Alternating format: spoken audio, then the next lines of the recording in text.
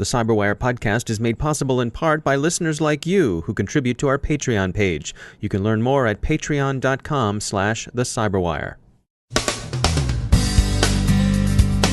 Bad Rabbit looks like misdirection. Fancy Bear's wish list is out, and it's very long and very global. U.S. prosecutors may be preparing to indict half a dozen Russian officials in the DNC hack. Malaysia continues to recover from a major series of data breaches. GhostWriter poses a man-in-the-middle threat to AWS users who misconfigure their accounts. And it was Halloween, but the shadow brokers weren't much in evidence. Perhaps they were unrecognizable in their Wonder Woman and mighty Thor costumes.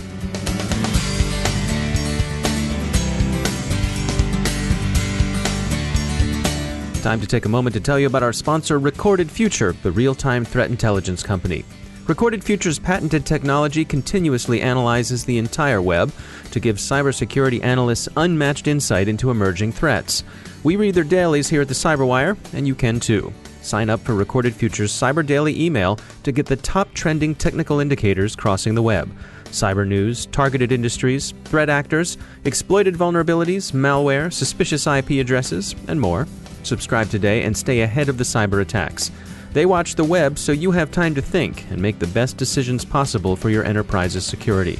Go to recordedfuture.com/intel to subscribe for free threat intelligence updates from Recorded Future. It's timely, it's solid, and it's on the money. That's recordedfuture.com/intel. And we thank Recorded Future for sponsoring our show.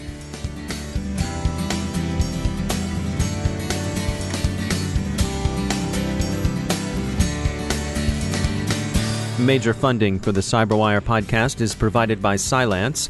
I'm Dave Bittner with your CyberWire summary for Friday, November 3rd, 2017. Bad Rabbit's odd behavior, sophisticated, noisy, and brief, may have an explanation. It appears the campaign may have been misdirection, or at least that's the way it looks from Kiev. Ukrainian police have told Reuters that the same threat actor behind the ransomware campaign operated a quiet phishing campaign during Bad Rabbit's activity. The goal, investigators think, was to obtain undetected remote access to financial and other confidential data. Ukraine believes the actors behind Bad Rabbit to be the same Russian security services responsible for NotPetya. Researchers at cybersecurity firm Webroot rate NotPetya as a nastier piece of work than its rough contemporary WannaCry, which by comparison was a crude and primitive effort. The enduring concern about NotPetya accounts for more than a little of the concern with which Bad Rabbit was immediately greeted. The AP publishes what it characterizes as a hit list, and by that we mean a long list of hacking targets, not of people marked for assassination, so maybe wish list might be better. It comprises Fancy Bear's persons of interest. It is a long list, casting a wide, indeed global net, and goes far beyond Fancy's notorious interest in the Clinton campaign. Many of the people on the list are the sort who would be prospected in classical espionage operations. Aerospace and defense sector workers are on the list, as are political figures from both major U.S. parties, Democrats in the majority, but Republicans also represented. The papal nuncio to Kiev and the Ukrainian army officer who wrote that Android gunnery app, Popper D30, whose compromise CrowdStrike reported last December. Fancy Bear, as longtime listeners will know, is widely believed to be a unit of Russia's GRU, the country's military intelligence establishment. Fancy Bear has also been active recently in phishing Bellingcat, a journalistic organization that pays considerable attention to Russian affairs. In this case, they've been using Blogspot to mask their credential harvesting efforts. U.S. prosecutors have identified at least 6 Russian government officials allegedly involved in the Democratic National Committee hack during the last election cycle. Indictments are expected early next year. This investigation is distinct from the inquiry being carried out by Special Counsel Robert Mueller. Security researchers at Sky High Networks are warning of GhostWriter, a vulnerability in which misconfigured Amazon Web Services S3 buckets are not only exposed to public view, but can also be exploited in man-in-the-middle attacks. About 4% of the buckets accessed from within enterprise networks are thought to be susceptible to GhostWriter, Sky High says. The more familiar problem of data loss from AWS S3 misconfiguration also persists. Nearly 50,000 Australians recently had their information exposed. Personal records from employees working in government agencies, banks, and a utility were compromised in a third-party contractor's misconfigured cloud account. Earlier in October, Dow Jones also sustained a breach caused by an unsecured AWS S3 bucket. More than 2 million customers are believed to have been affected. A very large data breach has hit Malaysia, as more personal data of more than 46 million mobile subscribers have been found for sale on the dark web. The breach affected at least a dozen telecom providers. Since the total number of people affected exceeds the population of Malaysia, the incident is believed to have also affected foreigners living in or transiting through the region. Other data may have been lost as well, from employment site JobStreet, perhaps 17 million, and a number of Malaysian government agencies, including the Malaysian Medical Council, the Malaysian Medical Association, Academy of Medicine Malaysia, the Malaysian Housing Loan Applications, the Malaysian Dental Association, and the National Specialist Register of Malaysia. Several million individuals were affected by these breaches as well. Investigation is in progress. There are reports of stolen data being used for phishing and spamming. And finally, Tuesday was, of course, Halloween, which the shadow brokers have told is being brokers' favorite holidays when they trick for treats wealthy elites. But where are brokers being these days, we are asking. They are last heard from 2 weeks ago when they announced a big sale like the boss is on vacation and we are all go crazy. They be picking on good researcher Matt Sweesh and praising good reporter Marcy Wheeler. But no new exploits, not so much Twitter, but brokers say Kaspersky should sue Wall Street Journal for libel. And did brokers mention new low prices? Oh, come on, guys. Everybody knows you're not in it for the money. But these days, their offerings look like a remainder table at a shopping mall bookstore. Here's a quick note about our sponsor, E8 Security. We've all heard a lot about artificial intelligence and machine learning. Hey, who of a certain age doesn't know that Skynet achieved self-awareness and sent the Terminator back to take care of business? But that's science fiction, and not even very plausible science fiction. But the artificial intelligence and machine learning that E8 is talking about isn't science fiction at all. They're here today. And E8's white paper, available at e8security.com/cyberwire, can guide you through the big picture of these still emerging but already proven technologies. We all need to turn data into understanding and information into meaning. AI and machine learning can help you do that. See what they can do for you at e8security.com/cyberwire. And we thank E8 for sponsoring our show.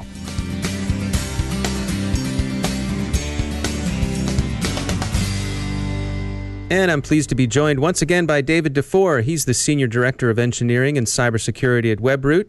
David, welcome back. You've been seeing some evolution in the way ransomware is working.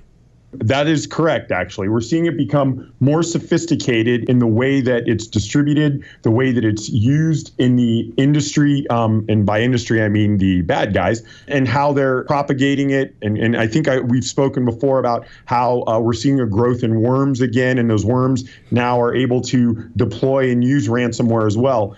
But a couple of key things about the ransomware that we're seeing here at Webroot is the prevalence of dynamic key shifting, where the first iterations of ransomware, you could typically, once the key was out there, you could use that key across multiple instances of that ransomware to unlock it. But the bad guys have gotten pretty smart, and they're able to dynamically generate keys based on system information. So that if you want to be able to unlock a specific encrypted instance, you have to be able to actually go out, pay that Bitcoin typically to be able to get the unique key generated for your system.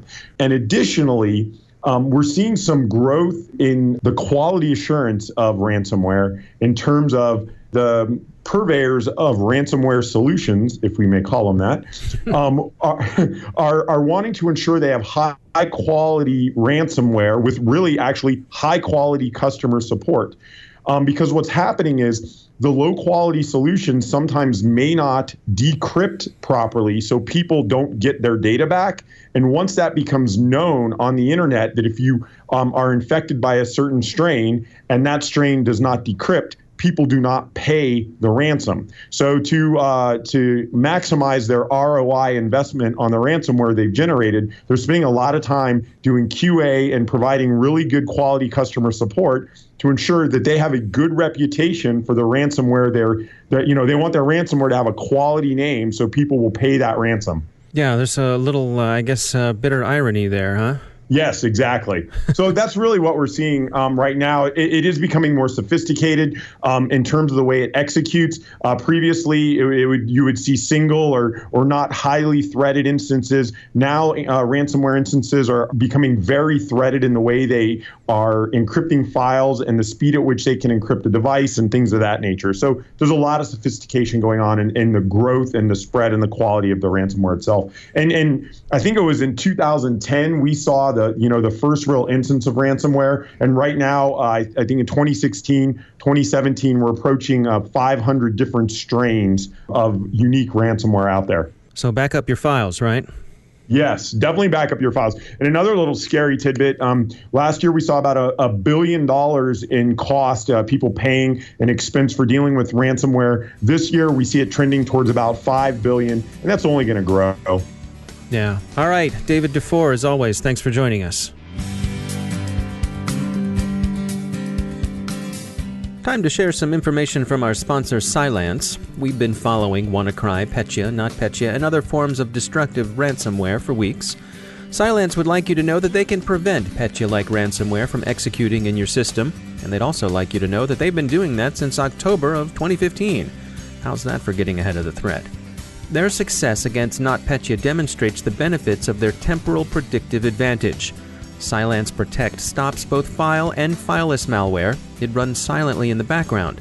And best of all, it doesn't suffer from the blind spots in legacy defenses that NotPetya exploited to such devastating effect. If you don't have Cylance Protect, and if you'd like to learn more about how it can defend your enterprise, contact them at cylance.com and find out how their AI-driven solution can predict and prevent the unknown unknowns from troubling you.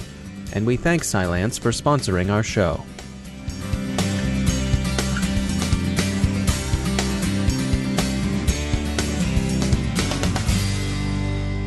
My guests today are Sherrie Caltagirone and Andrew Lewman. Sherrie is the executive director of the Global Emancipation Network, a nonprofit that uses technology to try to put an end to global human trafficking. Andrew is vice president at DarkOwl, one of their technology partners. Human trafficking is an enormous problem. Estimates are between 20 and 45 million people are being trafficked around the world today. And yes, that is 100% margin of error. So basically what we can take from that is that the data that we have is completely unreliable. We don't have a repeatable method of coming up with these numbers again.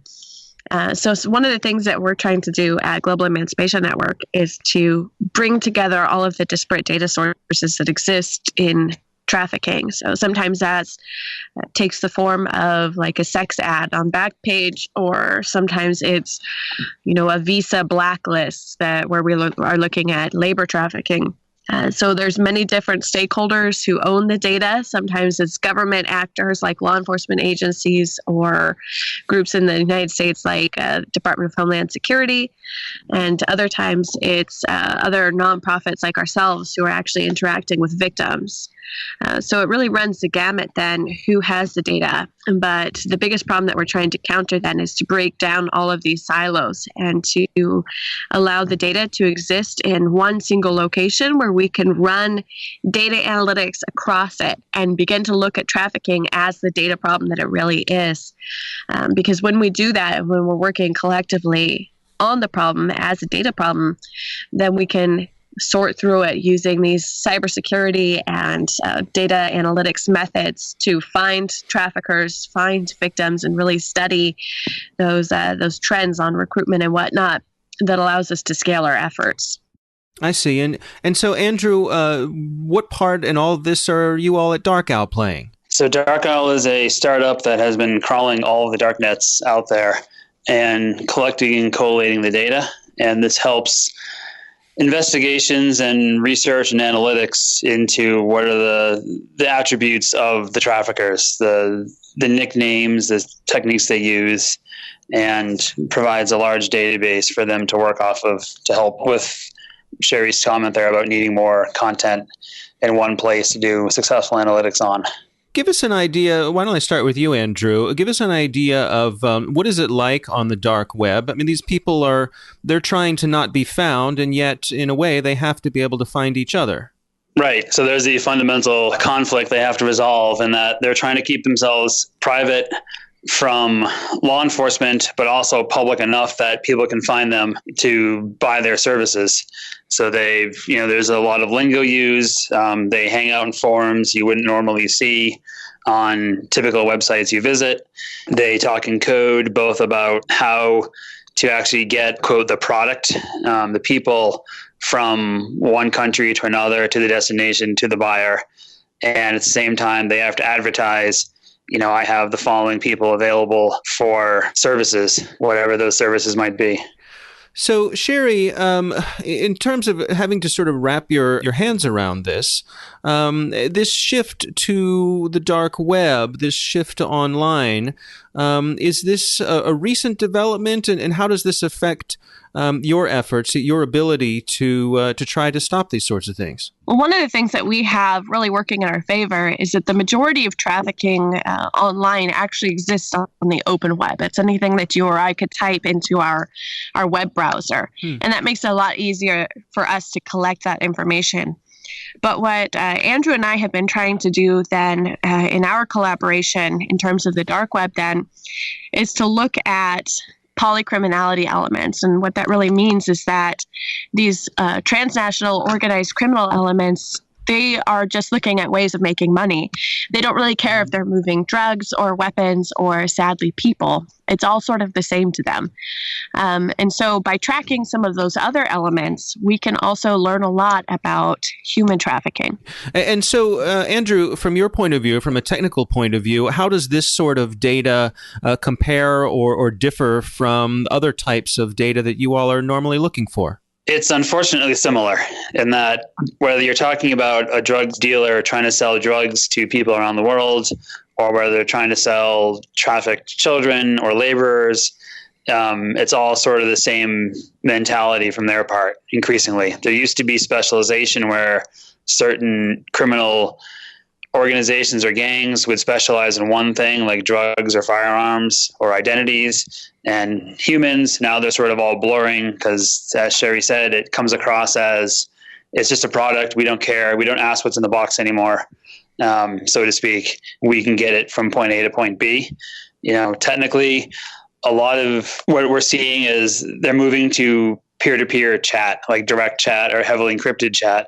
And there's none of those apps out there for legitimate reasons, but of course criminals will take it and use it to coordinate with people in country, their customers, and potential buyers. So, Sherrie, after 9/11, there was the popularization of the saying, if you see something, say something.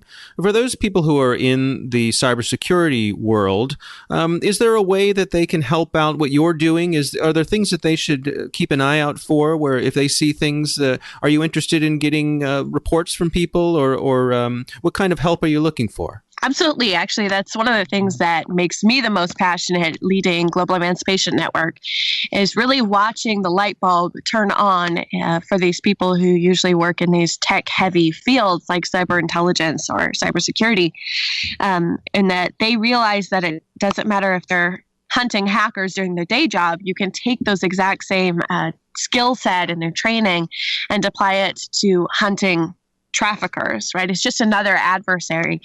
And so actually a lot of our volunteers on our staff come from that background in particular. So it translates really well. One of the things that we say, and you're right, it's if you see something, say something, but you need to know what you are looking for, right? Traffickers tend to use a coded lexicon that means certain things to people who know what it means. For example, most of the trafficking things that we see, they fall into two categories. One are age-related, and that's advertising an underage victim, which automatically qualifies for trafficking. And then others are around movement. And those are things that indicate that someone has just arrived in town or they're about to go to another location, things like that. So if there is anyone out there who usually works in these cybersecurity spaces and wants to get more heavily involved in tracking a new kind of adversary, we absolutely would welcome them. And please get in contact with us. And if you want to find out more about the Global Emancipation Network, their website is globalemancipation.ngo. Our thanks to Sherrie Caltagirone and Andrew Lewman from DarkOwl for joining us. And that's the Cyberwire. Thanks to all of our sponsors who make the Cyberwire possible, especially to our sustaining sponsor, Cylance. To find out how Cylance can help protect you through the use of artificial intelligence, check out Cylance.com. The Cyberwire podcast is produced by Pratt Street Media. Our editor is John Petrick. Social media editor is Jennifer Iben. Technical editor is Chris Russell. Executive editor is Peter Kilpie. And I'm Dave Bittner. Have a great weekend. Thanks for listening.